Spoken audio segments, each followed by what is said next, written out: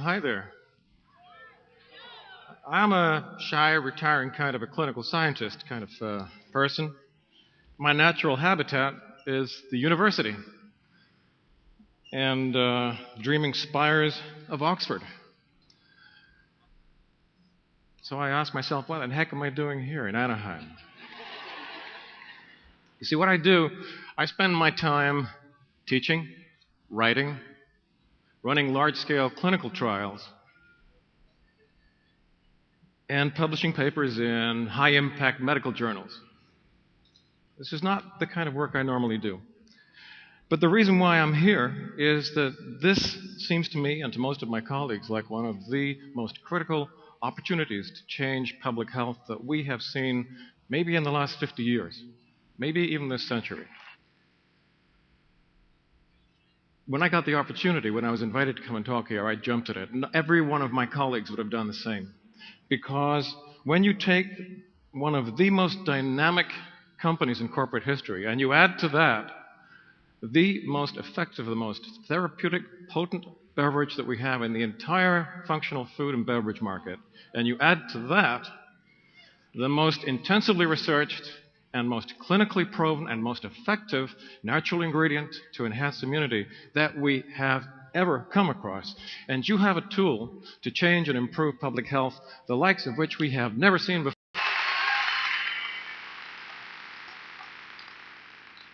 My friends, the next step change in improving American public health, and maybe world health if we get this right, is not happening in the wards and the laboratories of my hospital or my university.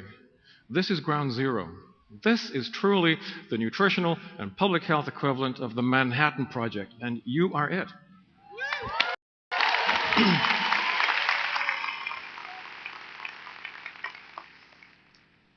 So what's the most important way, the most important thing that keeps you healthy? Well, it's not Medicare, and it is not the pharmaceutical industry. It's not even the pump-action Remington in your gun rack. It's your immune system. And the reason why the immune system is so important is that you are constantly under attack by viruses and bacteria. You know, Howard Hughes was right, in a way, because every second of every day, you are all, regardless of your levels of personal hygiene, just crawling with viruses and bacteria. I am too. We all are. That's the human condition. In fact, every single one of you carries on and inside your body more bacteria and more viruses than there are humans on the surface of this planet. And each and every one of them, the vast majority of them, is just waiting to get an opportunity to attack you and cause an infection. And the one thing that keeps you safe is your immune system, and it's working 60 seconds every minute, 24/7, to keep you healthy.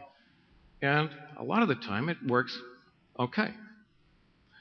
But every time the immune system is compromised or weakened by some external problem, one of those bacteria, one of those viruses might get through, and then you could be in very serious trouble. So what are the kinds of things that suppress the immune system? Well, malnutrition is one. You'd be surprised to hear this, but a lot of Americans and a lot of British people are malnourished. We eat enough food, but we eat the wrong kind of food. And if you're getting by on burgers, fries, and sodas, you're malnourished. So that's one problem right there. What are the other things that could affect you? Well, long-haul air travel. When you cross the Atlantic, you're exposed to the equivalent of 4 whole-body X-rays. And everybody knows that knocks your immune system flat on its ass, which is why so many people, when they get off the plane, you end up with some sort of a respiratory tract infection or something worse. The third thing that reduces the efficiency of the immune system is stress. Now, I know that none of you are malnourished, none of you take long-distance air flights, and none of you know the meaning of the word stress, so I guess none of this applies to any of you. But what we do know when we look in detail at the immune systems of the general public, we find that in most cases, they're not working as well as they should. In fact, this is a major factor which has contributed to the astonishing rise in allergies that we've seen since 1950, the huge increase in cancer, and it's the reason for our enormous vulnerability to infections when we travel. Now, infection has always been the leading cause of death to humans, until very recently.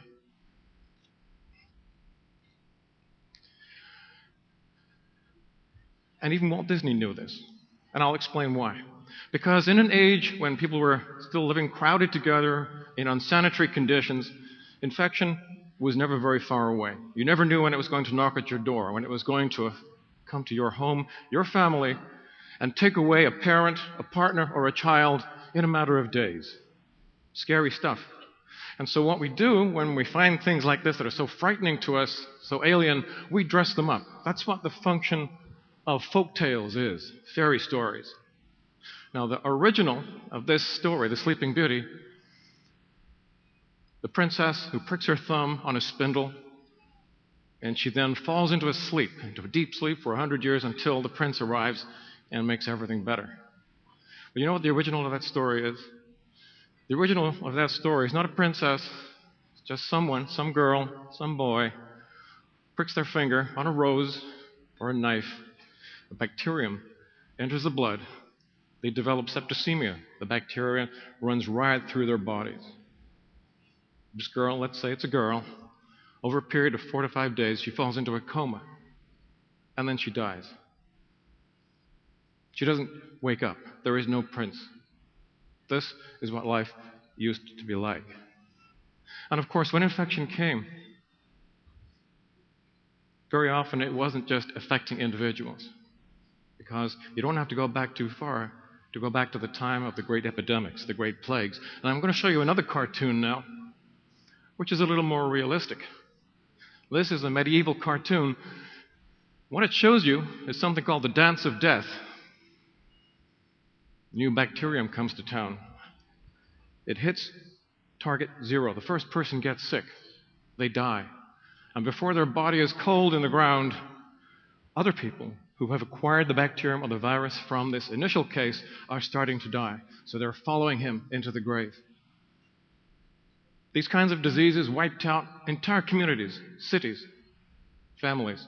The Black Death, for example, killed on average 4 or 5 out of every 10 people. Grim times. But then, thanks to the work of scientists such as Louis Pasteur, the Frenchman, the Dutchman Anton von Leeuwenhoek, the German Robert Koch, we worked out that these kinds of diseases were not caused by evil spirits or miasmas. They were caused by bacteria. And then, thanks to human ingenuity, in historically what was the blink of an eye, we developed the antibiotics, which you all grew up with. Many of you have probably used at one time or another. And it looked as if we were winning the war against infection. We were pushing infection back into the corners. We were wrong. Turns out we were not winning the war. We won a couple of skirmishes, but we are losing the war, ladies and gentlemen. And this is a statement from the United States Centers for Disease Control. And they were saying back in 2005, many bacteria are becoming resistant to commonly used antibiotics worldwide. We have misused the antibiotics, and as a result, they are becoming next to useless. Just a few quick examples. This is something called MRSA, which means it's methicillin-resistant Staphylococcus aureus. Now, Staph aureus is a bug, lives on your skin, lives in your nose. When your immune defenses are not at their best, this bacterium can really hit you hard. It can kill you. 30 years ago, not a problem. We had methicillin, we could cure every case. But now, what this graph is showing you is that in those countries marked red, over 50% of all cases of this particular bacterium are resistant. And they are becoming resistant to antibiotic after antibiotic after antibiotic.